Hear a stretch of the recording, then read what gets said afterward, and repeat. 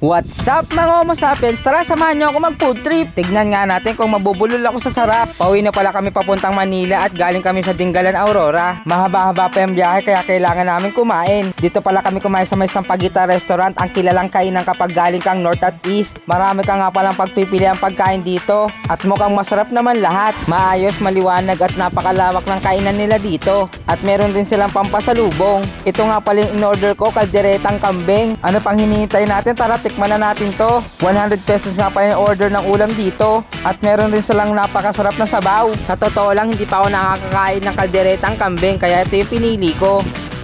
Medyo maanghang pala yung pagkakaluto dito, pero okay lang, Bicolano tayo eh. Masarap, malasa at malambot yung pagkakaluto ng karne. Marami na rin palang vlogger na katulad ko ang kumain dito. At natuwa nga pala ako dito dahil first time kong magdidikit ng sticker ko. Mga masapin, lalagay tayo ng sticker. Hindi tayo sa Sampaguita. Thank you nga pala sa best friend kong si Elmer sa pag-video sa akin dito. The best ka talaga. Dito ako magkakapo.